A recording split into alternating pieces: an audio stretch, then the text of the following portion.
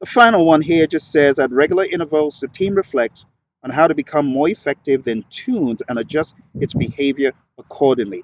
What we're saying here is that the idea of a retrospective is a good idea. Retrospectives are you could call them an event in Agile where the team looks in the rearview mirror at what went well, what didn't go so well, what could we do better, what did we do that we want to repeat.